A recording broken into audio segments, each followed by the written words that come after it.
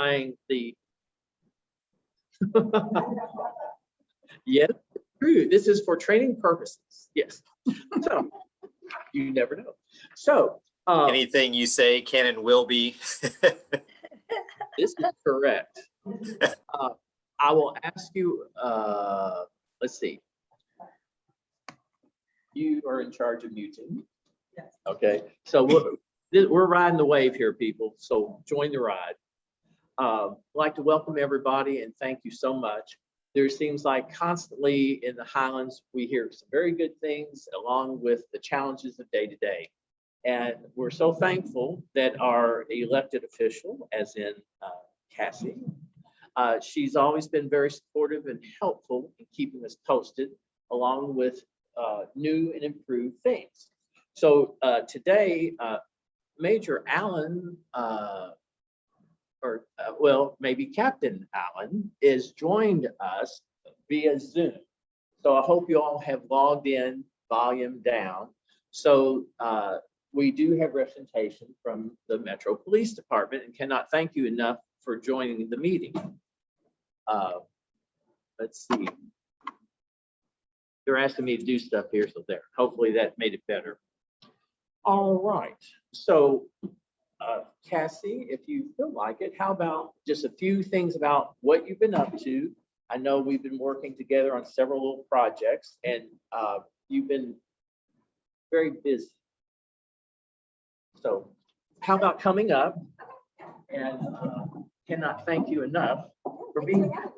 Always happy to be here. Morning, everyone. Just a moment. Oh, okay. I'm short. You have to always pull the screen down. I feel like every time I get on the podium, it's always pull down the mic and see if there's a stool back there. But well, good morning. Glad to be here with you all and have the virtual setup as well. I'll just give you all some recaps of some things going on, some asks for help on different projects that are ongoing. First is our community cleanups. We have those on Sunday mornings. It's very easy to sign up. There is information on my website, on my Facebook page, I believe. The Commerce Guild is also putting it out, neighborhood associations, very, very easy. What we suggest, we're asking for 6 people a week on Sundays to go clean up different set stretches of Bardstown Road that tend to get what I call well-loved on Saturday nights. The goal being to make it look really nice for people who are coming out for brunch, for breakfast, have it look nice and sparkling by the time people are up. So you can sign up with a friend, sign up with your family, show up, take pictures, send them to us. We want to shout those out and acknowledge you. So at Mid-City Mall, Caitlin from my office will be there to hand out supplies, or if you want, she'll drop them off on your porch or at your business ahead of time so that you can sort of start whenever you want. And if you do it, take pictures. We want to send those out and celebrate you all. If you're with a business and your business takes a shift, send it to us. We'll put it in our newsletter. We're really trying to elevate the businesses that are being good actors, stewards in the neighborhood, to sort of remind people that businesses play a role in keeping our community clean and safe and beautiful and all of those things. So would love to have you all participate in that. The other thing is neighborhood nights. So we had our second one on the 21st. We had Senator Morgan McGarvey played in his band, surprisingly good, very talented. And we had some other musicians. Green District had sort of an awesome, it was the day after they opened. They have done a wonderful job of just like hitting the ground running in the neighborhood and having all kinds of events and live music. And really appreciate them for participating. We're having our next one on August 18th. If you have a business and you want to participate, or an organization, if there is any way that you think that you can get involved or want to learn about getting involved, please reach out to me. I'm very easy to reach. We would love to have you participate. You could offer a special for your business. If you're a nonprofit, you could find a way to get involved, maybe have a table with information. We're really just trying to get as many people as involved as possible. We're hoping this time that tours of the new boutique hotel that's going to be opening up and kind of snoop around. So we're hoping that will be something of interest to them. Does anyone have any questions? No questions? Okay. Other will say is if you have not yet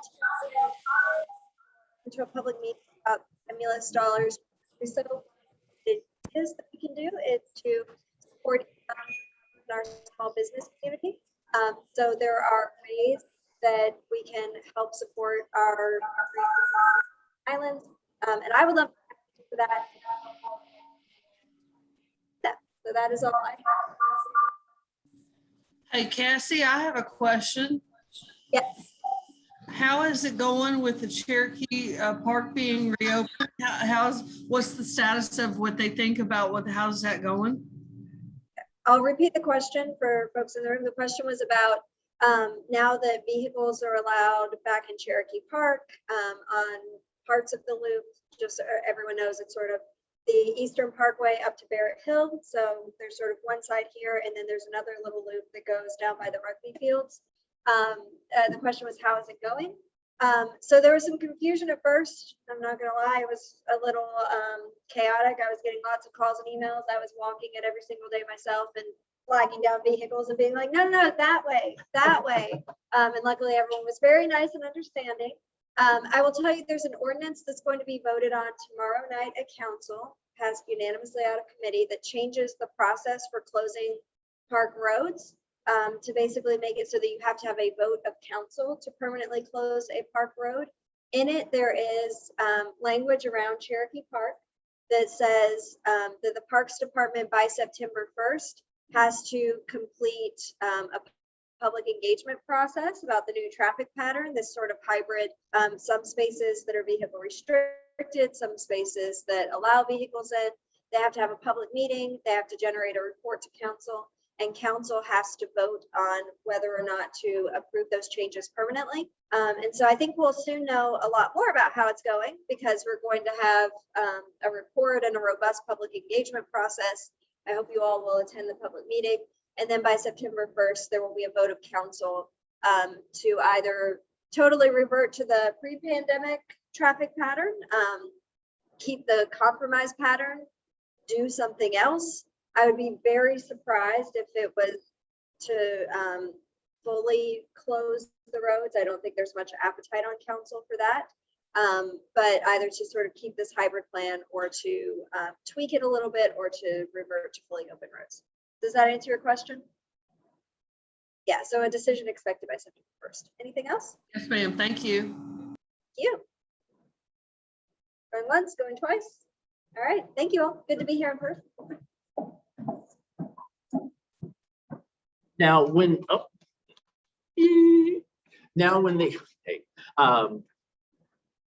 Captain Allen, I know that you're in remote and cannot thank you enough for tuning in. And I realize that a lot of people are out of town right now, but do you have any updates in the Highlands? What's going on? Sure. Good morning. Can you hear me all right? So far, can you all hear? Yeah. They're saying All right. yes. All It's right. a Good morning. what do you call that? Modern miracle. Well, first, I appreciate you letting me virtual in. I'm in Nevada, so it would have been a bit of a poke to get back, and it was 5:30 this morning when I logged on. So if I got sleepies in my eyes, my hair is messed up, I apologize. But we obviously, I'm thrilled to come to the 5th Division. When the chief called me, I just spent 2.5 years in headquarters, and I feel like I've been burning the candle at both ends and was missing what was going on throughout the rest of the city, basically in patrol. So when she called me and said, would you be interested in going to the 5th? I think I said yes faster than she could finish saying the word 5th. So I'm excited. I spent all my sergeant time was in the 5th Division, so I'm a bit familiar with it. But then I was gone for 5 years. So it's an honor to be back, and it's a beautiful place to work. There's a lot of history, more than anywhere else in the city. There's a lot of engagement from whether it's councilwoman. There are several council members spread out across the 5th that have districts there, neighborhood associations, business associations. So I look forward to being able to get involved in all of that as soon as I can permanently get set and have wrapped up everything from headquarters. But obviously the time I came also matched an unprecedented period of violence that we've experienced there in the Highlands. absolutely unprecedented, I guess would be the only way to say it. As we have seen in the last month, a couple of homicides, assaults, vicious assaults. And I would say that I would say we probably were caught off guard, but basically because you can't plan for something like that to happen when you're not used to it. What did we expect coming out of COVID? Large crowds. But the amount of violence we've seen across the city, to have that spread into an area that we really respect and love a lot has been very disheartening. So with that, as you are aware very much, I'm sure you've seen in the news, the officer shortage is real. And in the 5th Division, I was shocked by how real that was. So when we would get to Friday and Saturday nights, we barely had enough officers to try to make runs throughout the divisions, much less put officers in the Highlands, in the bar district. The result being if you remember, if you drove through the Highlands, you would regularly see police cars parked in front of the bars, people standing out in front of the bars, or officers standing out in front of the bars, and they were working off duty. They weren't usually on duty. They were getting paid by those businesses to be there. That is gone. It's very rare to see an officer working off duty in the bar district now. And that's just a product of the officer shortage. So what has happened is 5th Division has had to pick up all the incidents, everything going on, delayed responses to get there to that area because of the traffic issues versus already being in the area. So we started, I believe, 3 weeks ago, we started bringing in one officer from the other 7 divisions in the city. So every Friday and Saturday night now we bring in 7 additional officers, and these are on-duty officers. So we are shorting other neighborhoods and bringing their officer over to help us. The chief asked us to do this, or she didn't really ask. She said, "You will do this," but I was very thankful for it, to have the additional bodies. And then the commanders, the lieutenants, and myself, we rotate every weekend. We go out, we work Friday and Saturday night, and I fly back home tomorrow. And then Friday and Saturday night, I'll be out there through the night working in the bar district with that group of officers. The Lieutenant King, I'm not sure if you've met him before or not. He is very good communication with owners. Oh, hold on here. Can you still hear me?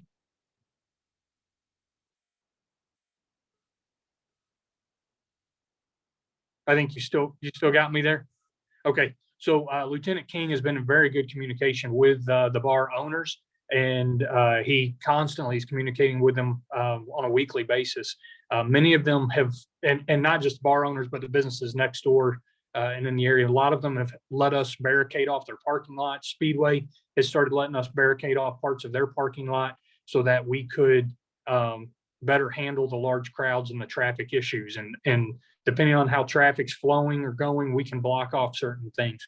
Other issues that have come because of these larger crowds, we've seen the overflow deeper into the neighborhoods, and residents and homeowners, business owners who never encountered some of these issues from that overflow are now seeing it, whether it's car break-ins or just noisy drunks on Friday, Saturday night, a lot of public urination. Those are things we are very aware of, and we'll do our best to combat them. But right now the focus is up there on the strip, watching for that violent crime. The last homicide, we had officers just a couple hundred feet away from the gunshots going off. So we were there, and these folks were not deterred by our presence at all. So I wanted to share that with you as kind of an update. We've now had a couple good weekends in a row, and I don't want to jinx us because I'm in charge this weekend, but I'm kind of excited about it. I love working, I love the job, and I love being around people. So I'm looking forward to getting out there this weekend and doing a reset on that. Other issues that we have seen, I don't know if any of you have experienced it yet. I hope you haven't, but is catalytic converter thefts. It has gone from 0 to 100 here in the last probably month. They're hitting all over the 5th Division, but they are definitely hitting all throughout the Highlands. And I say we will catch one person and another person pops up, or the other person, frankly, doesn't stay in jail. But All it takes is a hacksaw or a quick battery powered saw, and you roll right under a vehicle, cut part of the muffler off that's worth some money at a scrapyard. I know council recently passed an ordinance that all but banned selling catalytic converters to scrapyards in Louisville. It put a lot of restrictions on it. Unfortunately, you can drive right outside the county, drive over to Indiana, sell at other scrapyards, or there is a black market for catalytic converters. And those, the way you know you got hit is your car or vehicle, your truck, whatever, sounds like a Harley Davidson motorcycle when you start it up. It's part of the muffler system, but it's got some metals in it that have scrap value. And then lastly, I know you've already spoken a little bit on Cherokee Park, and that is definitely an issue, a safety issue with the vehicles driving around the barricades, driving through the park. When you're not expecting, when you're running through the park and you expect the road to be closed, you tend to, have your earphones in a little tighter. You can spread out a little bit in the road. And when somebody drives through there, that's a horribly dangerous situation. So I've asked our officers twice now to try to go, if you got time, sit near a barricade. If you've got time, just watch them. But right before I left to come out here to Nevada, I spoke with Olmsted Parks again and asked for additional barricades because it looks like we could still add more barricades across some of the roadway, but still leave room for runners and bikes to safely get through between the barricades. That is all that I prepared for, but I can take questions or whatever else. And again, thank you for having me on this morning.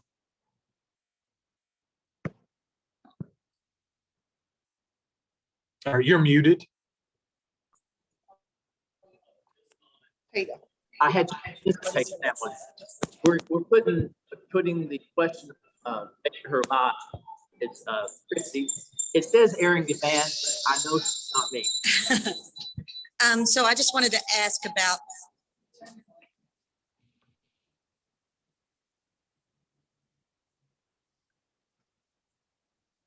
I just wanted to ask about Walgreens and what's going on in that parking lot and how, the late night parties after the bars close. What's going on with that? Yeah, that's a great question. Obviously, the neighbors there are experiencing some difficulty. And if I was on that road, I'd be the same way. So Walgreens has chains or whatever that they put across their parking lot, and every time they do it, they get ripped back down. So Lieutenant King has been speaking with them about barricading off their parking lot. They are not against us barricading off at all. They're trying to figure out how to shut it down. The problem we have gotten into is we just can't leave officers blocking that parking lot. And they frankly have not been able to get any officers to volunteer to come work off duty in that parking lot. So that is definitely one of our hot spots. It's right there and centrally located. So we're very aware of it. They have been very communicative with us, trying to solve the issue.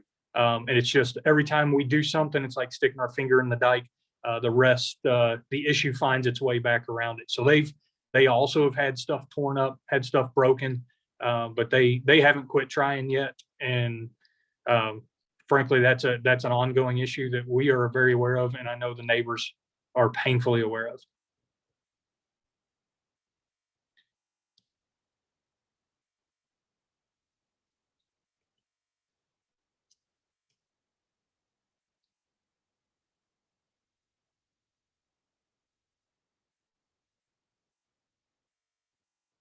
No, I was going to participate as much as I am right now. Go for it. Yes, but I thought it was an excellent idea.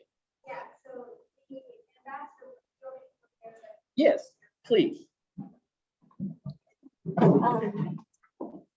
So the ambassador program is a little different, but of course I look forward to working with Major Allen closely on it.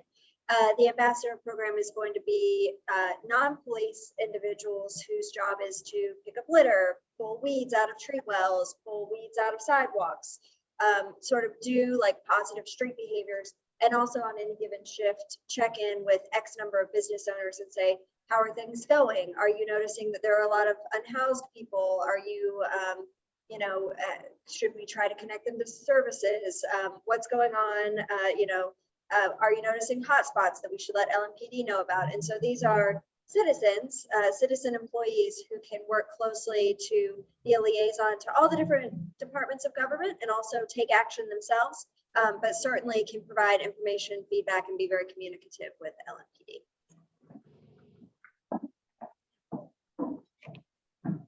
And thank you for that. Just out of curiosity, has the Highlands done any better about locking their cars and taking their keys with them? Just curious. Are we doing any better on that? I would say the local residents are doing great. It's those who come visit, probably a lot of those that come visit the area. And then, I mean, I saw one last week. Somebody brought a gun and then left it on the floorboard of their car because they didn't want to carry it, but then they went ahead and left their car unlocked. So we're dealing with a lot, but I would say the break-ins in the neighborhoods surrounding definitely it's definitely not gotten worse. So I haven't seen the numbers yet this week, but we're always going to be a hot spot, but I can't complain. We still have a handful, but I can't complain. Well, I just want to get one vote for a few people listen. On occasion, they listen. Well, cannot thank you enough for joining us and the information. And again, the degree of awareness that's going on. I think that that's been the biggest problem is communication. And I feel that because part of the Neighborhoods Nights Out program, there's been a lot more communication among volunteer groups. And from that, I think will lead and help support some of the efforts that you're facing, as well as Cassie. The Highlands Commerce Guild has been asked to weigh in on a concept of asking the community about reducing the business hours to 2 a.m. We're a platform for communication and open discussion. We do not make recommendations, but we make the issues aware, and again, work with the community. So we will be sending out a questionnaire to the business community, asking them how they feel about a 4 a.m. versus 2 a.m. and then let you know what they say. And that's just one effort in supporting communication in the community, because frustrations are there and neighborhoods want to react in a positive way, and they're communicating. And so to me, that's the beginning of how we resolve and encounter what we're being put through. One thing, yes. I think that's the conversation. And one other important aspect of it is, I know a lot of conversations that would it make sense, given this office shortage, to temporarily for 6 months roll back the hours to 2 a.m. So just to clarify, if there's sort of a for how long and permanent or temporary. Don't want people thinking that anyone's sort of talking about immediately like taking away all the liquor licenses and for the marijuana. Well, the Highlands does have moments of extreme, but I believe I thank you for your comments, because that's exactly where we're headed, is get a feel, and that those observations are very pertinent, especially given, you know, how do you respond to where we're at today? So keep it up. I think you got the right ideas, actually. Today we do have a representation from the Better Business Bureau. Reanna, please come up. And they have recently joined the Highlands area and in membership contributions, and they're very active. And we thought it'd be wonderful to have one of our new members come forth and give a little bit about who they are. Oh. Wonderful. Can everyone hear me? Okay, I've got a kind of a quiet voice, so let's see. Thank you very much. No, we're good. Thank you. I guess first I'll tell you, my name is Reanna Smith-Hamblin. I'm the president and CEO of the Better Business Bureau here in Louisville, Kentucky. How many of you know about the Better Business Bureau, what we do, who we are?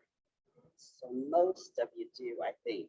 You might not know all of it because there are so many things. I started there 17 years ago and was absolutely overwhelmed with all of the services we provide. It's very difficult to learn about all the services. You know, we take complaints, obviously, through online and phone calls. We have added customer reviews so people can give positive feedback instead of just complain about companies. We do arbitration and mediation services so people don't have to hire lawyers. They can try to save some money through those services. We do charity review. We check out charities. We set certain standards for the charities. Of course, we have accredited businesses as well, where they have to meet certain standards.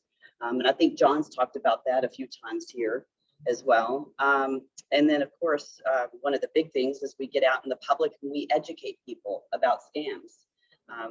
We do that through our consumer education fund. And we talk to high schools, colleges, seniors, businesses. So we get around quite a bit talking to people about different scams.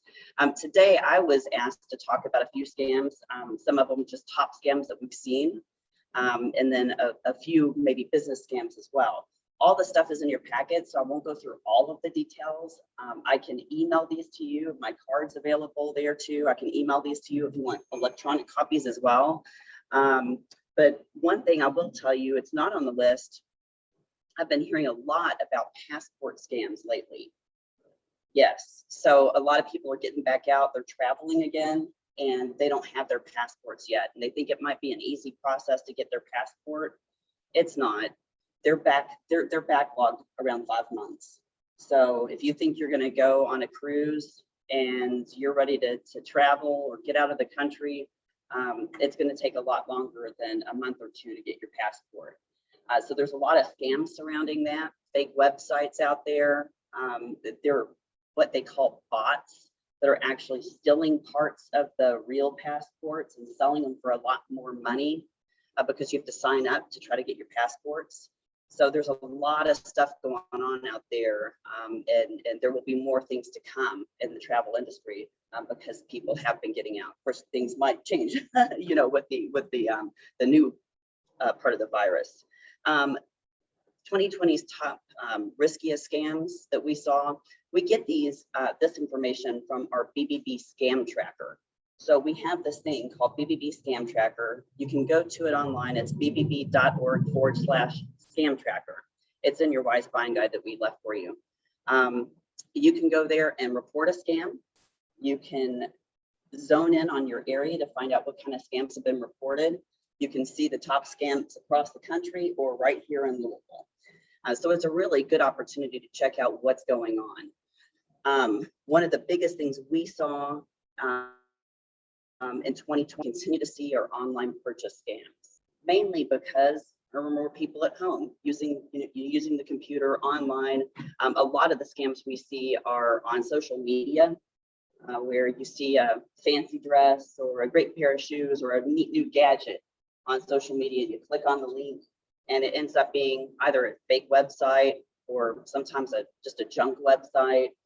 We heard a lot of people, they wanted different products. I mean, one lady said, I ordered a crock pot and I got gloves. So it's fake websites from China that just sends you whatever whatever they want. So be very cautious of those online sites, especially when you're shopping through social media sites as well. But be very cautious because these sites can look real. Always look for the secure, the HTTPS, but that doesn't always mean you're going to get what you asked for. So we've seen a lot of those, a lot of fake employment offers as well. Of course, because people have been out of jobs, they've been looking for them. You'll find them even on Indeed. You'll find them on LinkedIn, which actually surprised me. They create fake profiles on LinkedIn with companies that look legitimate, and unfortunately, it's a scam. They get your personal information. So they'll kind of hone you in. They'll message you back and forth for an interview, and then they'll hire you and ask for your personal information. Sometimes they even ask for money upfront for the job as fees. So be very, very cautious of those employment scams. We're also seeing fake check scams where people are selling some things off. They'll contact you, want to buy the item, and then they'll send you a check that's over the amount that you asked for. So you asked for $4,000 for a car, they'll send you $5,500. They'll ask you to deposit that into your bank, and oops, I sent you too much, just wire the $1,500 back. You've signed the back of the check, you're out $5,500. So we're seeing a lot of that as well. I think, you know, for summertime purposes, we'll start seeing more thunderstorms come through. Beware of any kind of home improvement scams or asphalt scams, people knocking on your door, offering to do a job for a cheap price. Sometimes these are fly-by-nights. They'll knock on your door, ask for money up front and run. Sometimes they are people who will do the work, but they'll do shoddy work and you'll never find them again. And if, of course, if tornadoes come or hailstorms come, there are legitimate businesses that will come in town. Will actually come in town, legitimate, but if they leave and you need warranty work done, it's difficult to get that work done. So always try to be local in that sense. Check out the business with bbb.org and just make sure you're doing your homework. Get a few quotes if you've got a lot of work to be done. So you can check out the other riskiest scams on the sheet that's in the Wise Buying Guide.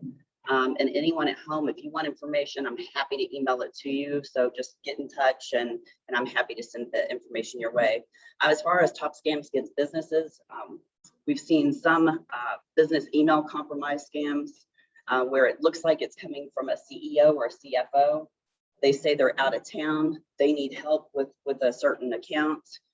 They ask for personal information, maybe, you know, employees and personal information, a social security number or something, and then information is compromised. There's a variety of scams with that, but basically you think that your boss needs something and then you fall for it.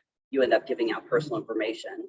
Of course, we see phony invoices. Always be careful with invoices. If it doesn't look like something that you've done, something that you've bought, double check it. You know, make phone calls.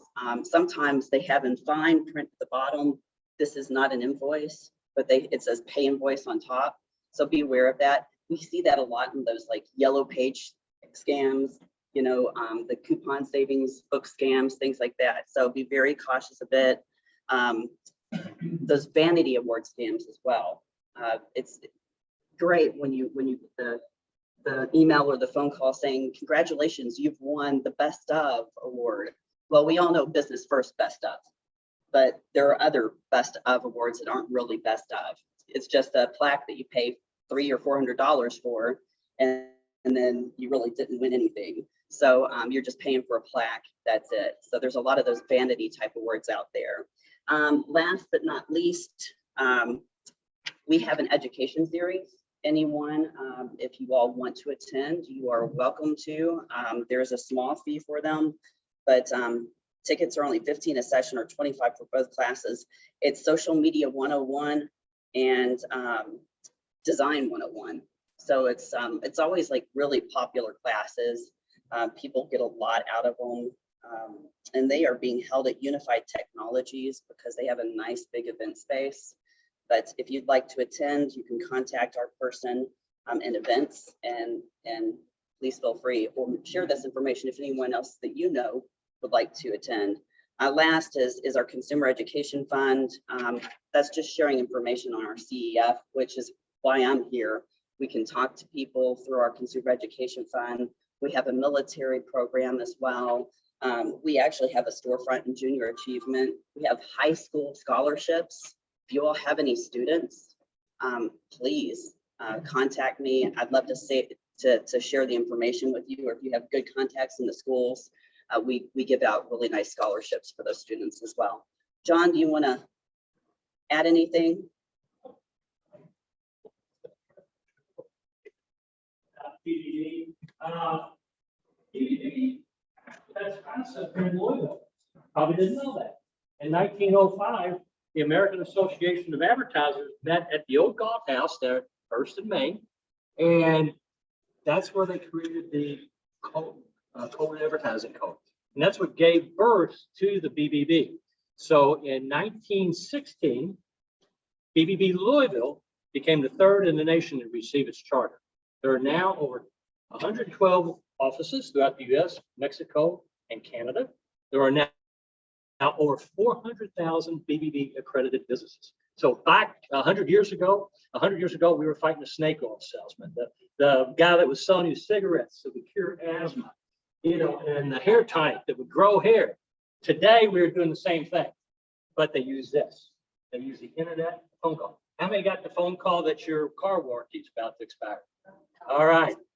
You've been warned, so if I see you on the side of the road, I'm not going to stop. Okay? So we're not going to do that. So those are the things you need to watch out for.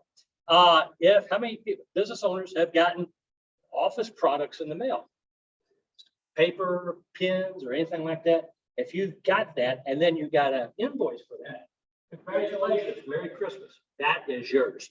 You don't need to return it, and you don't have to pay for it. They sent it to you unsolicited, so that is your product. That is yours. Don't even try. If they try to come and say, hey, you owe us an invoice, no, you don't. You don't do anything like that. We look for honest, ethical businesses. As you well know, everybody in here has somebody in their industry who said, man, I wish they weren't in my business. I wish because all they do is bring your reputation down when you work hard. You're working 80 hours a week, working 7 days a week, and they're bringing your reputation down because they're coming in, scamming those customers that you want to work with, and they're bringing your reputation down. So that's what we look for. We encourage our consumers to look for the seal, the BBB logo on the seal. In this book right here, these are all our over 4,200 BBB accredited businesses. So I encourage you to look at those. Look at that. They are by type of business. So if you look for an electrician, a plumber, also office supply, plasma donation, shower doors, you name it, they're in this book. This is your go-to. This is your resource for businesses you want to do business with. If they're not in this book, it doesn't mean that they're bad. It's just perhaps we haven't reached out to them. They haven't reached out to us, or they've elected not to become part of the BBB. Our website, www.bbb.org. We list, because we are a nonprofit entity and a non-biased entity, we also list non-accredited businesses on our website too. It gives you that choice. You educate yourself on who you want to do business with. Now, if you see a business is BBB accredited and that's still on there, then that's telling you that they are adhering to a higher standard of doing business. And that may be the one you want to go with. But it doesn't mean that the other ones are any worse or any bad. But you also see a consumer rating. One thing too, we have an excellent review. Business review. How much time I got? You're there. I'm there. All right. Okay. My name is John Straub, the executive field representative for BBB. I cover the 44 counties that we cover. And I want to just thank you so much, Ann, for the opportunity to be present. I will be around. If you have any questions, please give me a shout out. Thank you. Thank you. And just as a matter of efficiency, on Reanna, her contact information has been put online, so everybody has access to it. Thank you, Amy. And just as a benefit, yes, sir.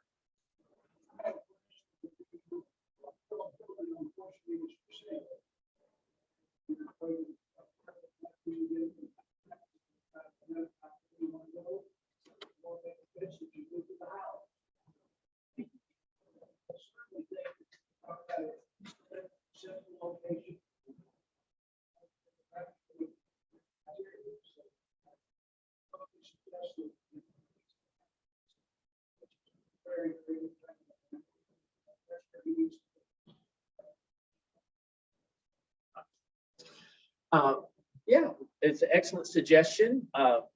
Second, passed. I'm sorry, you have to move here. It's official. Just as a support to the listeners and the people in the room, if you wake up at 2 o'clock in the morning and you feel that it's necessary for you to give away a few $1,000s, ask Aaron at twc.com. I will reply to you. I will take your money and keep it, and you'll get it back once you find out that you were applying to a scam. But it's the least I could do. So ask Aaron, twc.com. Thank you. In all goodness and great things, what we generally do is have introductions. So I know online and in the room, it's going to be an interesting challenge. But Troy, would you like to start with the who's, the hows, and the whys? Sure, I'm Troy Burke, the service director. Highlands Community Ministries. Our building, out of this building. Normally senior ones.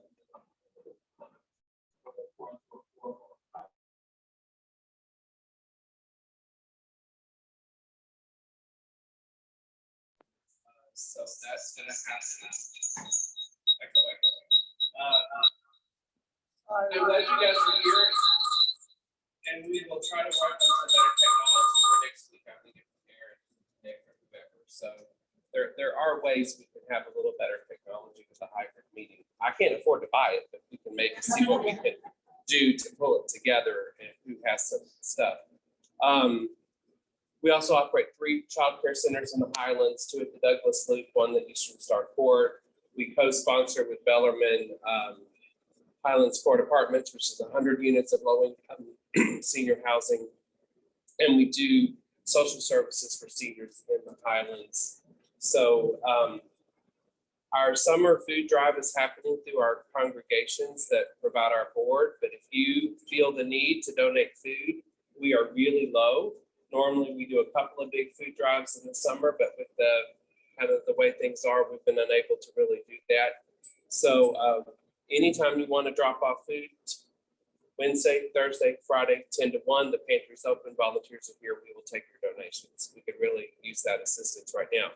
Through the pandemic, I'm just going to keep going. Through the pandemic, We would like to introduce the people first. Yeah. And then do changes promotions. well, this is my last statement. Through the pandemic, we served over $500,000 worth of grants that went to people in 40204 and 40205 to keep their electricity on, their water on, and their rent.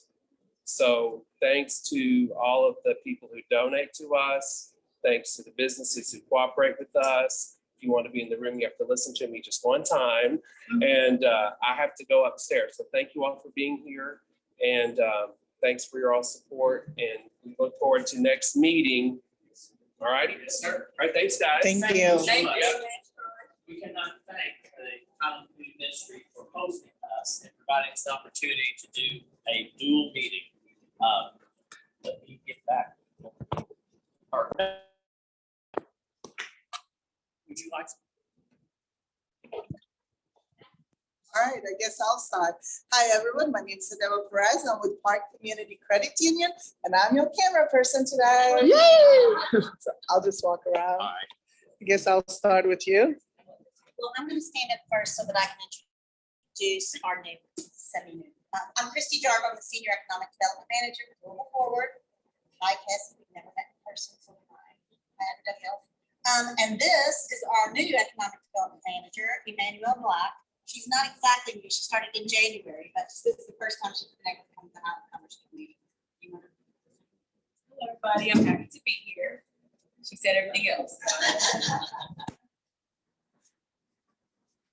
And Beth Skinner, the manager of the Highland Shelby Park Library that's inside the Big City Mall. And yes, we are open to regular hours now.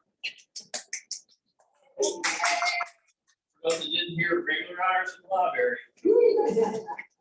And hi, I'm Nancy Chase, and I'm the Executive Director of National Council of Jewish Women. We own and operate the Nearly New Shop in Mid-City also, and a board member as well. I'm a congressman. Thank you.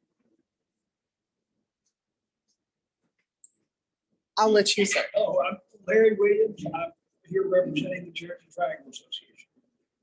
Good morning, Nick Morris, owner of the Safety and Security Store and Armstrong Working. Jeff Myers with Command Management Realtors. Deanna O'Daniel, owner of Self-Seek Hypnosis and Wellness. Cassie Armstrong, Metro Council Representative. Gonna have to run off in a few minutes to another meeting, but really great to be with you all today. Reanna Smith-Hamblin, President and CEO of the Better Business Bureau. Hi, John Straub, Better Business Bureau. Jeanette Westbrook, social worker, owner, operator of Going Nuts, and I'm board of Hunter Park Neighborhood Association. Ray Brundage, I'm secretary for the Trailer Park. Mark Abrams, I'm the treasurer of the Highland Commerce. Tom Safura, and I'm in charge of the Coffee News News, and I'm also in charge of the Highlands map, which is sponsored by the Highland Community Guild, and the purpose is to promote the Highlands. And I'm aboard. I'm Amy Priest-Kapoor. I am the administrator for the Highland Community Guild and media specialist. And I'm Eric Givhan, the president, also real estate broker. Thank you for being here. You're back to your podium. I'll let it be noise for just a second. Thank you, thank you. Now, a couple of exciting things getting ready to happen. One, Nick, if you could briefly give us some of the new happenings in the Highlands, just a quick rundown. And right after that, we'll have a drawing for a $25 gift certificate from Fun Tea. Good morning, everyone. Speak a little bit about the commerce portion of the Highland Commerce Guild. As many of you are probably aware, we've had some new openings recently. We've had, let's see, the Green District Salads, which is a great addition.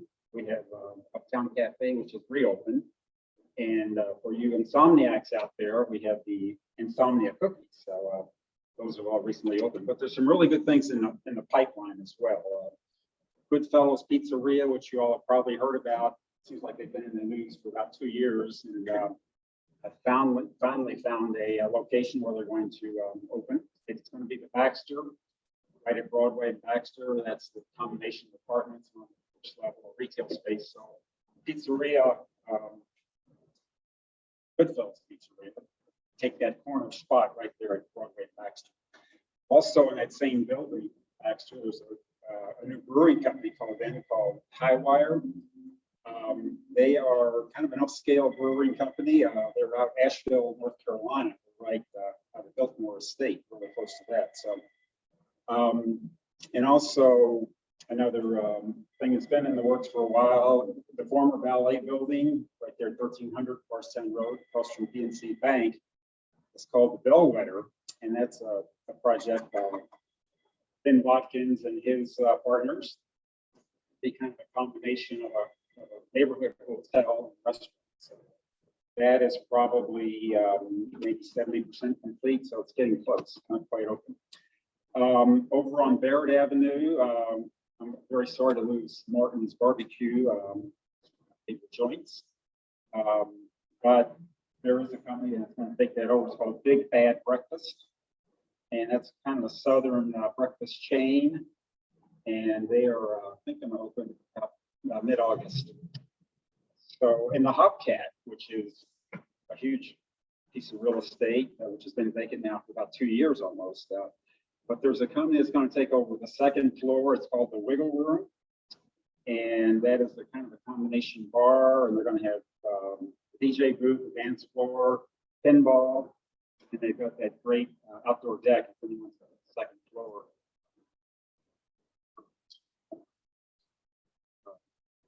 Hubcat. So, and one last business is going to be open. You know, familiar with the La Bamba Mexican restaurant right next to McDonald's. That's a new construction with La Bamba currently operating kind of the restaurant on the alley side. But on the front side, there's 2 retail spaces, and both of those spaces have been taken over by a company called the Terrace Bank My Cafe Bakery. So they're going to offer a combination of Vietnamese sandwiches, pastries, teas, ice cream. So they're covering all the major food groups. So lots of things, exciting things in the process here, and looking forward to those opening and getting some additional life to the Highlands. Just see. Any news about the construction of a hotel where the old washerama chain link off?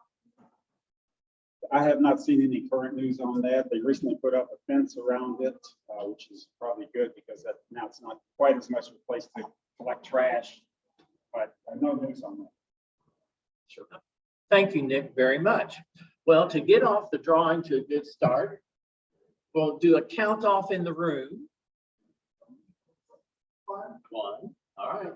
You got to follow here. Okay.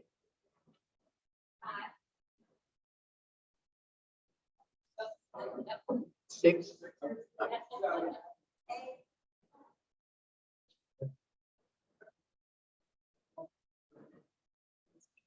All right.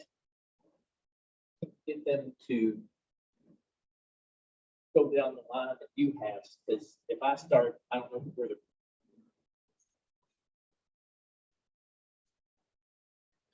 Get back in there, Rhonda. We gotta give you a number for the drawing. We'll go with Karen or whoever's first on your cameras. Just so they, yeah.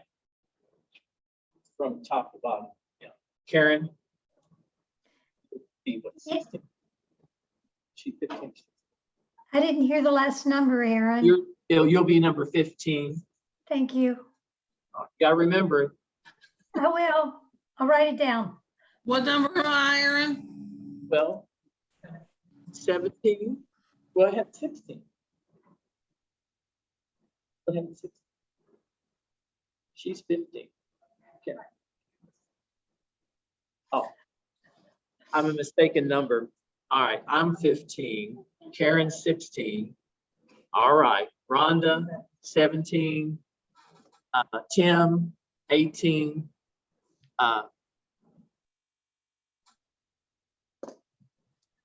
Who do you have next?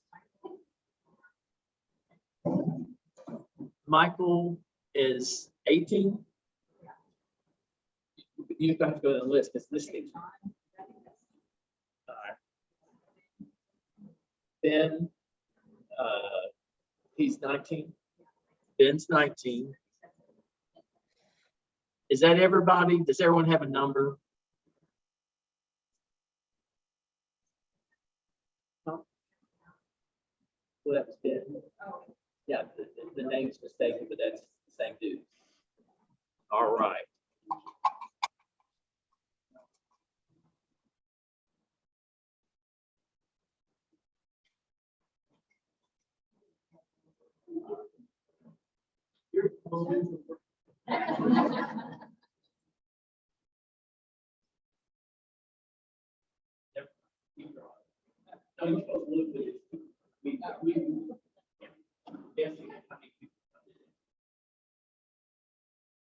Number 6.